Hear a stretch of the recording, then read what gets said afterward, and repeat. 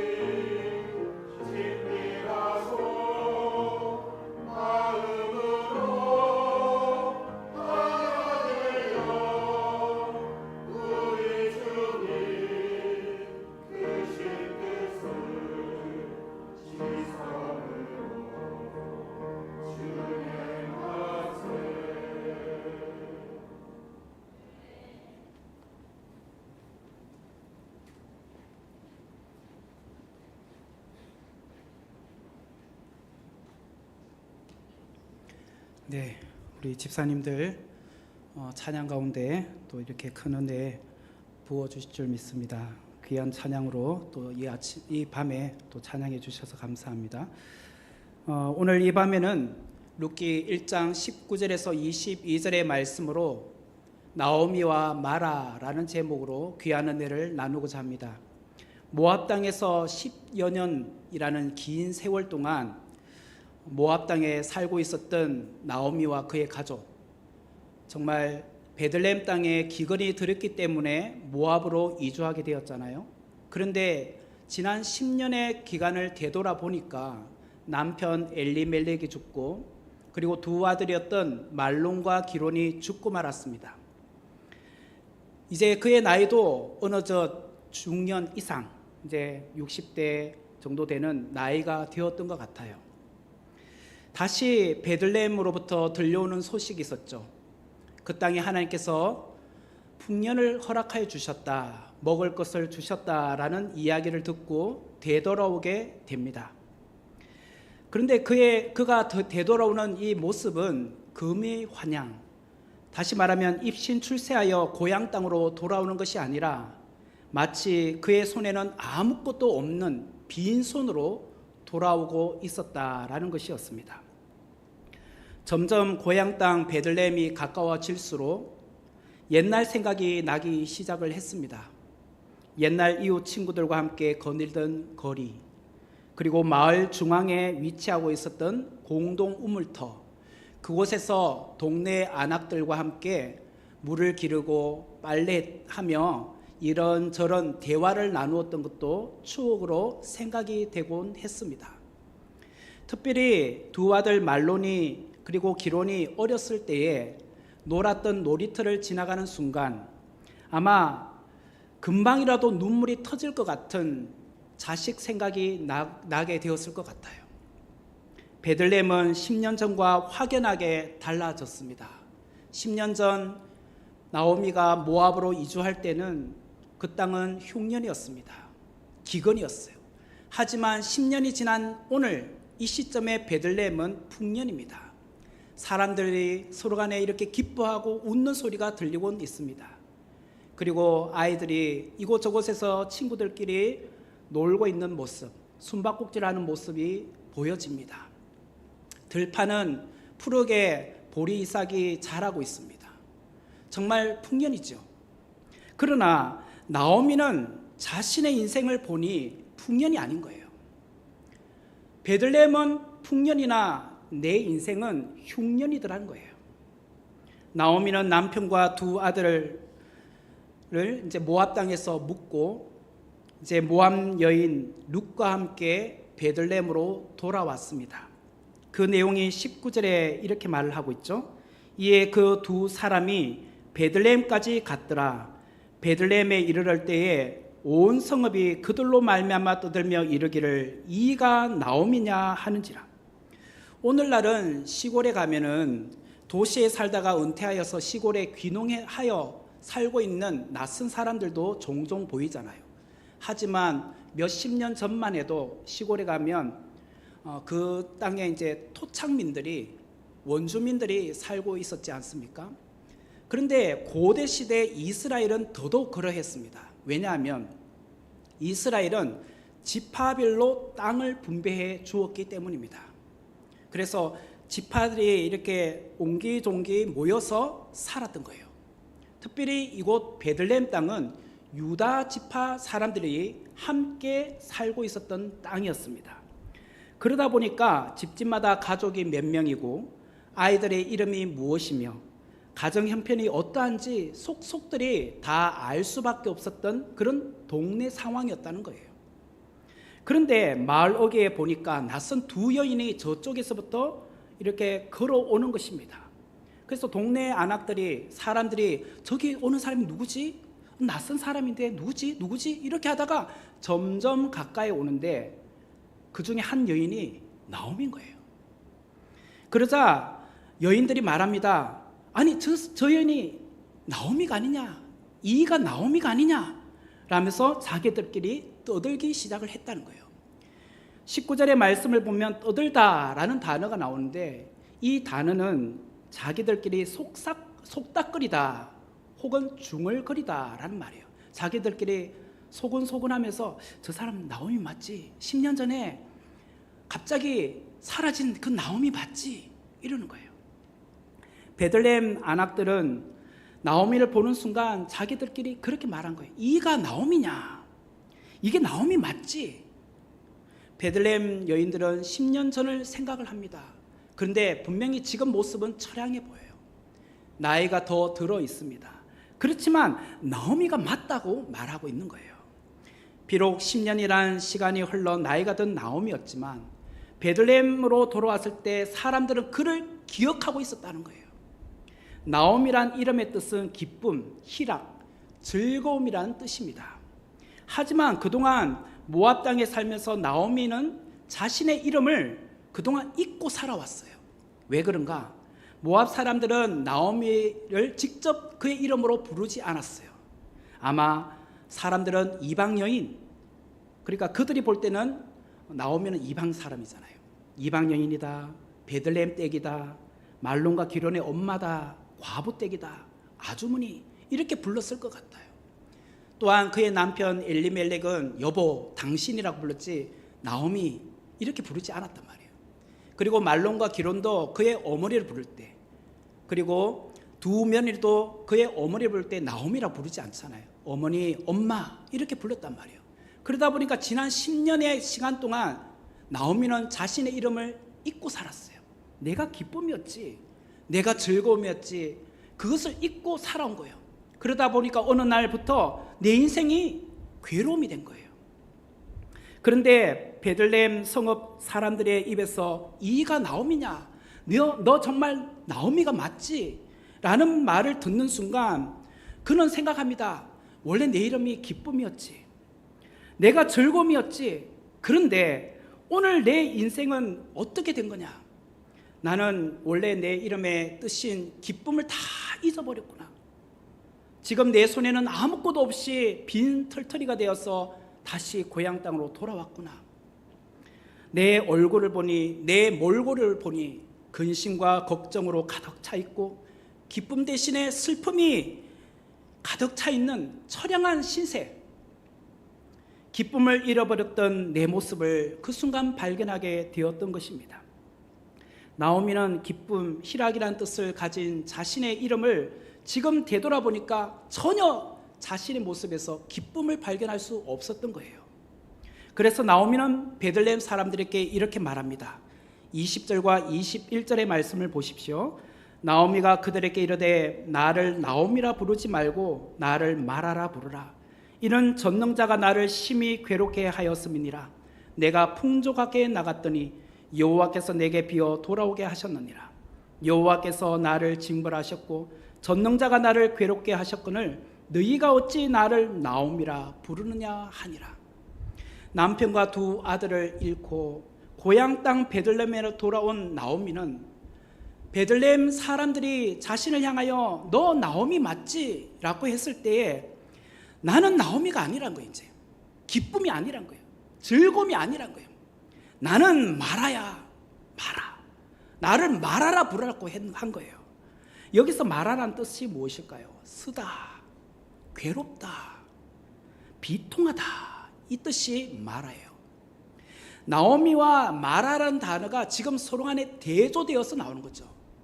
너 나오미 맞지? 라고 했을 때 나는 나오미가 아니야, 마라야. 괴로움이야, 슬픔이야, 비통함이야, 이렇게 말하고 있었다는 거예요. 나오미가 왜 자신을 나오미라 부르지 않고 마라라고 부르라고 했을까요? 20절과 21절에 보면은 두 번에 걸쳐서 반복되는 문장을 통해서 우리가 발견할 수 있습니다. 전능자가 나를 괴롭게 하셨기 때문이다. 이 말을 고백을 해요. 여러분, 전능하신 하나님이란 단어를 히브리어로는 엘샤다이라고 합니다. 전능하신 하나님, 엘샤다이. 여기서 하나님이 엘이거든요. 그러면 전능한이란 말은 뭘까요? 샤다이입니다. 오늘 본문에 전능자가 바로 샤다이예요. 샤다이. 바로 전능자께서 나를 괴롭게 하셨기 때문이다. 그 샤다이께서 나를 괴롭게 하셨기 때문이다. 다시 말하면 내가 왜 이렇게 마라 인생이 되었는가? 내가 하나님을 떠났기 때문이라는 거예요. 그는 정확하게 진단하고 있어요. 10년 전에 왜 베들레헴 떠났죠? 하나님께서 주신 그 땅을 떠난 이유가 무엇이었습니까? 그 땅에 기근이 들었다는 이유 때문에 하나님께서 약속해 주신 그 땅을 버리고 떠난 거예요. 하나님을 떠난 인생은 괴로움만 낳는 거예요. 여러분, 세상의 성공을 위하여 예배의 자리를 떠나도 될까요? 하나님을 떠나서 풍성한 삶을 살 수 있다고 여러분은 생각을 하십니까? 절대로 그럴 수 없습니다. 하나님의 자녀는 하나님을 떠나서는 살 수 없어요.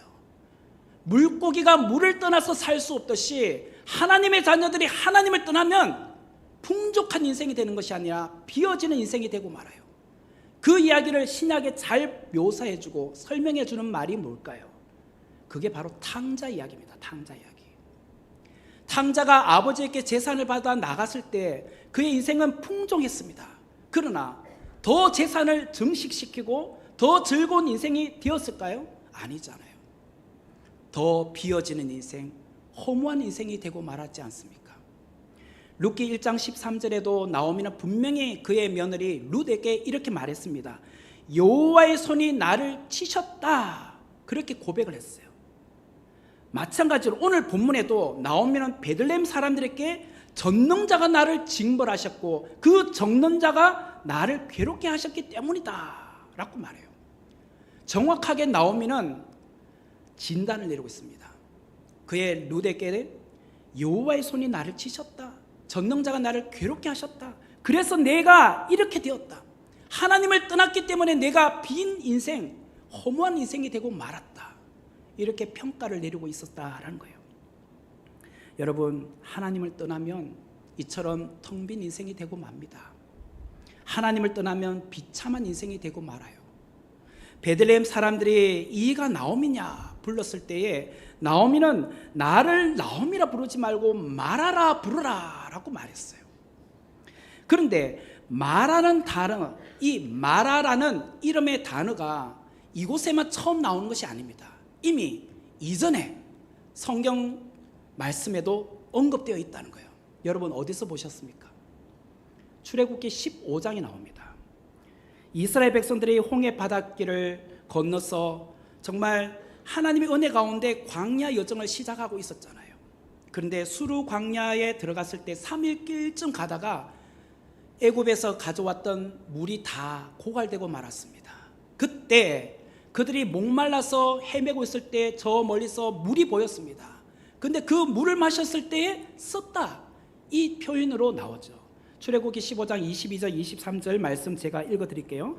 모세가 홍해에서 이스라엘을 인도하며 그들이 나와서 수르 광야로 들어가서 거기서 사흘 길을 걸었으나 물을 얻지 못하고 마라에 이르렀더니 그곳 물이 써서 마시지 못하겠으므로 그 이름을 마라라 하였더라. 출애굽 당시에 이스라엘 백성들은 남자만 장정만 60만 명이라고 합니다. 요즘 우리가 큐티인을 통해서 민수기를 통해서 우리가 배우잖아요. 장정 남자만 60만 명이다. 그렇다면 여인이나 노인이나 어린아이들 숫자까지 대략 합치면 적어도 200만 명이 넘는 그런 많은 사람들이 지금 출애굽하여서 광야 여정을 가고 있습니다. 그런데 수르 광야길을 3일쯤 가는 길에 물이 떨어졌어요. 왜 떨어졌죠? 광야는 낮 시간에 굉장히 뜨겁잖아요. 수시로 물을 마셔야 되는 겁니다. 물을 수시로 마시다 보니까 금방 물이 고갈되고 말았던 거예요. 그래서 물을 찾기 시작합니다. 그런데 저 멀리서 오아시스처럼 물이 보입니다. 그래서 달려가서 물을 마셨는데 그 물이 써서 마실 수 없는 물이었다는 거예요. 여러분, 아무리 물이 많다고 해서 그 바닷물을 우리가 마실 수 있습니까? 물은 물이지만 마실 수 없는 바닷물이 있잖아요. 마찬가지로 이스라엘 백성들이 물을 발견했지만 그 물을 마실 수 없었습니다. 썩기 때문에. 그래서 그들은 이곳을 마라라고 불렀어요. 출애굽기 말씀은 이 룻기 오늘 이 본문보다도 적어도 300년 전의 이야기입니다. 300년 전에 출애굽기 15장에 나옵니다. 오늘 본문에 나오면은 옛날 출애굽 백성들 그들이 겪었던 이 마라 이야기를 기억하고 있었던 거예요. 분명히 마라라는 단어는 출애굽기 15장 22절, 23절에 쓴물을 만났다, 쓴물이었다라는 그 단어, 장소적인 의미로 마라라는 단어가 언급되었잖아요. 그런데 그 단어를 지금 나오미가 자기 인생에 빗대어서 말하고 있는 거예요. 룻기 1장 23절에 나를 말하라, 나오미라 부르지 말고 나를 말하라 부르라. 이는 전능자가 나를 심히 괴롭게 하셨습니다.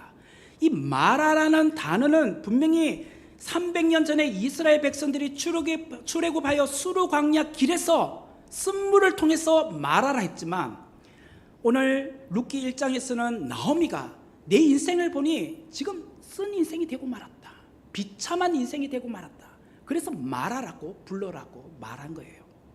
오늘 살아가는 저와 여러분에게 적용해 볼까요? 우리의 장소나 우리의 환경에 마라를 만날 수 있다는 거예요.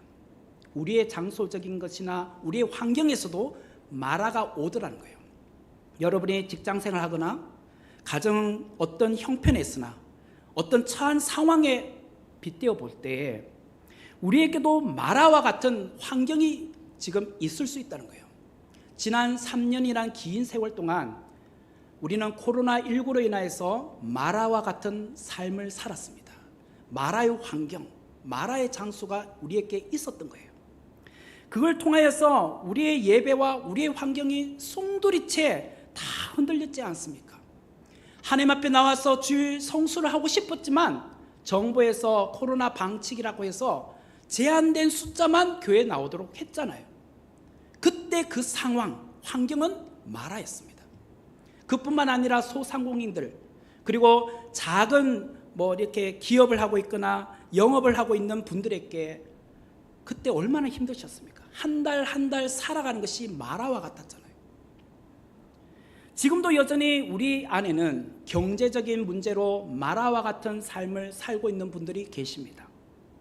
조기 은퇴를 당하거나 취업하지 못하는 그런 분들도 계시죠. 오늘 오전에 목사님도 말씀하셨지만 그런 환경에 있는 분들도 계십니다. 이런 것들이 장소나 환경적인 면에서 마라예요. 그런데 장소와 환경에만 마라가 있는 것은 아닙니다. 우리의 인생에도 힘들고 괴롭고 쓴 고통의 시간을 보내는 마라와 같은 삶을 살고 있는 분도 있습니다. 오랜 기간 동안 병마로 인하여서 힘든 시간을 보내고 있어요. 약을 매일같이 규칙적으로 먹지 않으면 면역력이 떨어지고 그 약을 통해서 내가 하루하루 연명해 살아가는 분들, 그죠? 또 어떤 분은 남편을 일찍 죽고 혼자서 살고 계시는 분들, 그런 분들도 우리 안에 있습니다. 또 어떤 분은 사랑하는 자녀가 먼저 죽는 아픔을 겪었던 분도 계십니다. 혹은 빗나간 자녀로 가슴 아파하는 분들, 이런 분들은 내 인생에 찾아온 마라예요. 이처럼 생각지도 않았던 어려움, 괴로움, 고통, 그것이 나의 환경에, 나의 장소에, 나의 삶에 찾아올 수 있더라는 거예요. 분명히 하나님께서 사랑하는 그 자녀들에게 기쁨이라 즐거움이라고 하셨는데, 우리의 환경을 보니, 우리의 삶을 보니 여전히 마라와 같은 시간, 마라와 같은 환경 가운데 놓여있는 내 자신을 볼 때가 있더란 거예요. 개인적으로 저도 작년 7월 중순부터 9월 초까지 마라와 같은 인생의 삶을 살았습니다. 오늘 그 이야기를 잠깐 소개하고자 합니다. 작년에도 코로나로 여전히 힘든 시간을 보내고 있었습니다. 저는 2016년도 2월에 교회를 개척했습니다. 아무 도움도 없이 15평 되는 어떤 직장, 그 회사에 주일만 사용하는 공간을 얻어서 개척을 했습니다. 전혀 외부의 도움을 없이 그렇게 개척을 했어요. 그리고 저는 교회가 전세로 있었습니다. 전세에 또 전세에 끼어 있는 지하에. 그러다 보니까 교회 기물이나 이런 것들은 다 그 교회에서 갖고 계셨기 때문에 저희들은 시간을 나누어서 예배를 드렸습니다. 그런데 코로나를 겪으면서 점점 교인이 줄어가기 시작했습니다. 아무 행사도 할 수 없잖아요. 그나마 그전에는 오전에 예배드리고 오후에 함께 식사교제하고 오후에 함께 순예배를 통해서 이 교제라는 것도 있었는데, 코로나로 인해서 전혀 그것이 사라지다 보니까 교인들이 작은 교회에 대한 메리트가 없는 거예요. 그러다 보니까 점점 교인이 줄어가기 시작을 했습니다. 그러다 보니까 저도 모르게 많이 우울했고 괴로웠어요. 그러다 보니까 저에게 어떤 그런 큰 근심이 온 것 같아요. 스트레스가 온 것 같아요.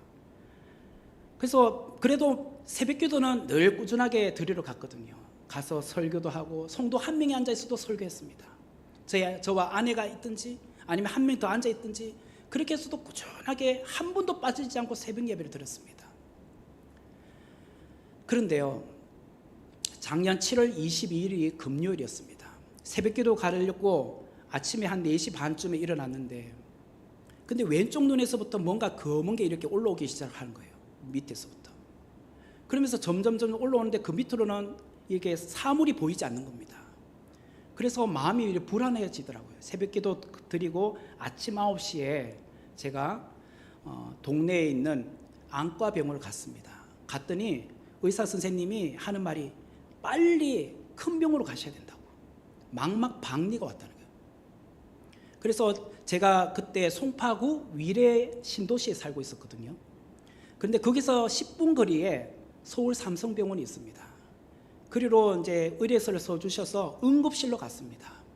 여러분들 잘 아시다시피 작년에 아산병원이나 이런 큰 병원에 여름철에 의사들이 다 휴가 가셔서 간호사조차도 수술을 못하고 이렇게 죽는 그런 사례들도 있었잖아요. 그런데 그날이 금요일이었습니다. 그리고 7월 20일이면 휴가철이 이제 시작되고 있잖아요. 얼마나 이게 조마조마합니까? 이제 오늘 금요일인데, 오늘 지나면 내일부터 주말인데 누가 의사가 남아 있겠습니까? 그리고 아침에 가서 코로나 검사하고 또 약간의 음식을 먹었기 때문에 그래도 그 금식 기간을 한 8시간 지켜야 된다고 해서 밤 9시 반에 수술을 하게 됐습니다. 전신 마취로 3시간에 걸쳐서 수술을 했습니다. 그리고 수술할 때 여기 왼쪽 눈에 망막박리가 왔는데 그 흰 눈동자에다가 그 바늘로 4군데를 구멍 뚫어서 떨어진 망막을 꿰매고, 그리고 거기에다 가스를 투입을 한 거예요. 가스를 넣는 것은 떨어진 망막을 고정시키기 위해서, 이렇게 받쳐주기 위해서. 그러면 그 기간 동안 저는 어떻게 하냐, 가스가 빠질 때까지 저는 엎드려서 사는 거예요. 그 다음 화면을 보여줄까요? 제가 이렇게 한 달 반 동안 이렇게 잠을 잤습니다. 7월 20일부터 9월 초까지 이 여름철에 정말 저는 침대에 코를 박고 잤어요. 낮에는 고개를 이렇게 숙인 상태로 하루 종일 살았습니다. 어깨가 아프고 허리도 아프고 목도 아프고. 그 다음 화면 보세요. 수술하고 나서 붓기가 아직 남았을 때의 얼굴이죠. 그 다음 화면 보시면 눈에 보면 피멍이 들어가서 피가 줄줄줄 흘러내려요. 이런 삶을 제가 무려 한 달 반을 지냈습니다. 저는 이 기간 동안 정말 저에게 마라와 같은 시간이었어요. 너무 힘들었어요. 하나님, 왜 저에게 이런 시련을 주는 것입니까? 개척교회를 하면서 하나님 앞에 제가 정말 성심을 다하여 예배드리고 성도를 한 명 한 명 정말 잘 돌보고 싶어서 이렇게 목회해 오고 있는데 왜 이런 어려움이 저에게 닥쳐오는 것입니까? 그러면서 하나님 앞에 이런 기도했습니다. 삼손이 머리가 깎였을 때 맷돌 돌리면서 하나님이시여 저에게 마지막으로 힘을 주세요. 맷돌 돌리면서 그렇게 기도한 것처럼 제가 하나님 앞에 그렇게 기도했어요. 하나님께서 저를 목회자로 삼아주셨고 유학도 보내주셨고 또 이렇게 많은 교회에, 큰 교회에서 부목사로 또 경험도 하게 하셨고 7년이라는 기간 동안 개척교회를 섬기기도 하셨는데 하나님께서 저에게 그런 뭔가 주고 싶어하는 메시지가 있지 않겠냐, 마지막으로 기회를 달라고 그렇게 눈 뜨면 기도만 했습니다. 그리고 앞을 볼 수 없잖아요. 왼쪽 눈에 가스가 있으니까 한 달 반 동안 왼쪽 눈은 하나도 안 보이는 거예요. 그러니까 오른쪽 눈으로 해도 눈이 시력이 더 맞겠습니까? 그래서 저는 유튜브로 성경을 듣기 시작했습니다. 그 한 달 반 동안 성경 일독을 했습니다. 틈나는 대로 성경 듣고 틈나는 대로 기도하고 그렇게 한 달 반을 보내다가 9월 첫째 주일이 지나고 월요일 날 선목교회로부터 연락이 온 겁니다. 아시겠습니까? 9월 6일 날. 그래서 최성규 목사님하고 이렇게 만날 수 있는 기회가 되고, 그래서 여기 와서 설교를 하게 된 거예요. 이 시간을 보낸 이후에. 그래서 제가 작년에 3번에 걸쳐서 설교하러 왔을 때 제 얼굴이 좀 퉁퉁해 보이고 살이 쪄 보였죠. 전혀 운동을 못해서 그래요. 계속 엎드려서 살았으니까 뭐 먹고 가만히 먹고 가만히 있는데 어떻게 뭐 살이 비등비등 찔 수밖에 없죠. 그래서 그랬던 거예요. 뭐 제가 원래 뭐 살 많이 쪄서 그런 건 아니고. 네. 저에게 작년 여름은 마라예요. 마라의 시간. 하지만 하나님은 마라로 평생을 살도록 하지 않더라는 거예요. 다시 나오미로 회복시키는 분이 누구냐? 하나님이세요. 여러분의 인생에도 동일합니다. 하나님은 여러분의 인생이 끊임없이 마라와 같은 괴로움의 인생으로 놔두지 않으세요. 반드시 하나님은 그의 자녀를 축복하시고 다시 회복시켜 나오미의 인생, 기쁨의 인생, 즐거움의 인생으로 바꾸시는 분이에요. 나오미는 나는 이제 끝났구나, 나는 이제 소망이 없는 마라와 같은 인생이 되었구나, 그렇게 말했지만 하나님은 그때부터 일하기 시작하셨어요. 나오미의 인생의 종점이 하나님의 역사의 시작점이었던 거예요. 오늘 본문 22절을 보세요. 나오미가 모압 지방에서 그의 며느리 모압 여인 룻과 함께 돌아왔는데 그들이 보리 추수 시작할 때에 베들레헴에 이르렀더라. 룻기 1장의 마지막 절이 22절인데 하나님은 나오미의 텅 빈 인생에게 두 가지의 체험의 축복을 주고 계셨습니다. 그 첫 번째 축복이 무엇이냐? 그의 며느리 모압 여인 룻과 함께 돌아왔다. 이게 첫 번째 축복이고, 두 번째 축복은 나오미와 룻이 돌아왔을 때가 그 시점이 보리 추수 시작할 때였다. 이 두 가지 축복을 주셨다는 거예요. 그러면 첫 번째 축복이 나오미가 돌아왔을 때 모압 여인 룻과 함께 베들레헴에 돌아왔다. 이게 왜 축복이냔 말이에요. 며느리 룻이 단순히 시어머니 나오미를 복양하기 위해서 왔기 때문에 축복인가요? 그건 아무것도 아닙니다. 우리가 룻기 2장, 3장, 4장으로 갈수록 우리가 알듯이 하나님은 결혼할 수 없었던 이 나오미 대신에 룻을 통하여 보아스와 결혼하게 하시고, 그리고 거기서 태어난 오벳이 나오미의 인생을 복양해주는 아들이 되게 하셨단 말이에요. 그리하여서 자식 없었던 나오미가 그의 품에 오벳을 안고 체험의 놀라운 은혜를 경험하게 되었단 말이에요. 당연히 그 당시 나오미는 이러한 하나님의 섭리를 알지 못했습니다. 자신을 따라 나선 그 룻이 하나님의 도구로 쓰임 받을 거라고는 전혀 할 수 없었단 말이에요. 하지만 하나님은 나오미를 위하여 체험을 준비하고 계셨어요. 나오미는 나는 이제 끝이다 라고 생각하며 말하라 부르라고 했지만 하나님은 룻을 준비하셔서 체험의 신비의 놀라운 계획을 시작하고 계셨던 거예요. 그리고 두 번째 축복은 베들레헴으로 돌아왔을 때가 보리 추수 시작할 때였다라는 거예요. 하나님께서 빈손으로 돌아온 나오미에게 먹을 것으로 채워주시겠다는 거예요. 희망의 메시지죠. 하나님은 나오미와 룻이 보리 추수 시작할 때에 베들레헴으로 돌아오게 하셔서 이들이 살아갈 환경을 마련해 주고 계셨던 거예요. 그런데 룻기 2장 23절을 보십시오. 이에 룻이 보아스의 소녀들에게 가까이 있어서 보리 추수와 밀 추수를 마치기까지 이삭을 주며 그의 시어머니와 함께 거주하니라. 나오미와 룻이 보리 추수 시작할 때에 왔는데 룻기 2장 23절에 보니까 보리 추수와 밀 추수가 마치기까지 그곳에서 이삭을 주었다고 말합니다. 이게 굉장히 중요합니다. 왜 그런가? 이스라엘의 농사 시기를 알면 알 수 있습니다. 보리 추수는 4월과 5월경에 하고, 그리고 밀 추수는 이보다도 한 몇 주 후인 5월 중순부터 6월경까지 그때 밀 추수를 합니다. 그러니까 보리 추수가 시작되는 4월경에 와서 6월 초순 중순 정도까지 되는 밀 추수까지 나오미와 룻은 이삭을 주우며 먹고 살아갈 수 있도록 환경을 열어주셨다는 거예요. 그러면 6월이 되어서 밀추수가 끝나면 그러면 어떻게 되는 겁니까? 그 다음부터는 하나님께서 여름철에 과일을 맺게 하시는 거예요. 과일이 주렁주렁 달려있을 때 그 과일을 가을철에 따먹게 하신 거예요.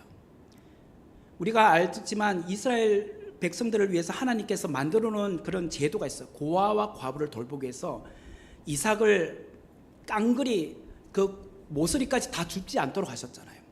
과일나무에 그 과일을 다 따지 않도록 하셨어요. 남겨놓으라고 하셨어요. 우리도 남겨놓잖아요. 다람쥐가 먹도록, 아니면 뭐 새가 먹도록. 근데 이스라엘 백성들은 고아와 과부들이 먹을 수 있도록 남겨놓는 겁니다.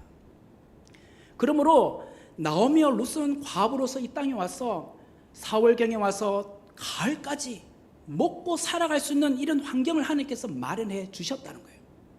만약에 하나님께서 나오미가 모압에서 돌아왔을 때가 베들레헴 땅에 겨울철에 돌았다 라고 했으면 어떻게 될까요? 추운 겨울철에 돌아오면 먹을 게 어디 있습니까? 오히려 모압보다 더 형편이 어려운 곳이잖아요. 그랬으면 아마 굶어 죽었을 겁니다. 하지만 하나님은 보리 추수가 시작할 때 그때 돌아오게 하셨어요. 이게 하나님께서 나오미와 룻에게 체험의 놀라운 은혜를 주셨던 그런 환경이라고 할 수 있습니다. 하나님은 바로 이런 분이십니다. 우리의 인생이 마라와 같이 그런 힘들고 어려운 시간을 보내고 있는 그런 분이 계실 겁니다. 그렇지만 하나님은 우리의 인생 온 전체가 평생을 마라와 같이 살도록 하지 않는 분이세요. 하나님께 다시 돌아와 하나님을 의지하며 사는 자에게는 하나님의 도구로 쓰임 받을 룻과 같은 사람을 준비시켜 놓으십니다. 그리고 하나님은 가장 합당한 때인 보리투수가 시작할 때 돌아오게 하시는 겁니다. 저도 그런 것을 많이 경험해 봤습니다. 유학을 하면서 힘들고 어려운 경제적인 상황 가운데 알지 못하는 사람을 통해서 룻이 옵니다. 룻이 어떤 돈을 보내줘요. 개척교회 하면서도 그랬습니다. 어렵고 힘들지만 하나님께서 준비해 놓으신 룻을 만나게 하셔서 그 사람을 통해서 또 재정적인 부분을 채워주기도 하셨고, 또 하나님께서 정확한 때에 하나님의 은혜로 채워주는 놀라운 신비를 경험한 적이 많습니다. 여러분, 하나님께 소망을 두십시오. 하나님을 바라보십시오. 나는 마라의 인생이라며 한탄하지 마십시오. 하나님은 마라의 인생을 나오미의 인생으로 회복시켜 주시는 분이세요. 하나님은 엘샤다이, 전능하신 하나님이십니다. 우리의 비어있는 삶을 다시 풍성하게 채워주시는 분, 그분이 하나님이십니다. 하나님은 우리의 체험을 위하여 준비하고 계시는 분, 때로는 사람을 준비시키시고 때로는 가장 합당한 시간을, 때를 준비시키시는 분, 그분이 하나님이십니다. 그렇기 때문에 초조해하지 마십시오. 초조해하지, 두려워하거나 염려하지 마십시오. 하나님의 때가 있다. 하나님이 준비해 놓으신 사람을 만나게 하실 것이다. 그걸 믿으시란 거예요. 그러면 하나님이 예비하신 사람을 만나게 하시고 하나님이 준비하신 때가 임하게 하셔서 체험의 은혜를 부어주기 시작하신단 말이에요. 오늘 그것이 나오미로 회복시키신 하나님의 뜻이었습니다. 여러분, 우리의 인생에 지금 마라와 같이 괴롭고 힘들고 슬프고 그런 쓴 인생으로 살아가고 계시는 분이 있습니까? 염려하지 마십시오. 우리에게 하나님 계시잖아요. 엘샤다이 하나님, 전능하신 하나님은 오늘도 나를 위하여 준비하고 계시고, 그것이 사람을 통해서든 합당한 시간을 통해서든 준비하고 계시다는 것. 그래서 우리가 때를 얻든지 못 얻든지 기도하고 있으면 하나님은 반드시 그때에 우리에게 가장 좋은 것으로 채우십니다. 그 하나님을 우리가 바라봄으로 오늘 힘들고 어려운 마라와 같은 시간을 인내하며 기도함으로 승리하는 우리 모두가 되기를 주님의 이름으로 축원합니다. 같이 기도하도록 하겠습니다. 은혜로우신 하나님, 감사합니다. 오늘 우리에게 주신 소망의 말씀, 마라와 같은 우리 인생에게 다시 나오미와 같은 인생으로 채워주시고 놀랍게 그 은혜를 부어주시는 하나님을 찬양합니다. 그 하나님과 함께 동행하는 한 주간 되게 하여 주옵소서. 예수님의 이름으로 기도하옵나이다. 아멘. 광고하겠습니다. 새 신자 예비 신자 초청 주일이 10월 22일에 있고요. 그리고 홈커밍 데이 주일이 10월 29일에 있습니다. 여러분 기억해 주시고 우리 모두가 힘써서 전도에 힘쓰고 또 모이기에 힘쓰기를 바랍니다.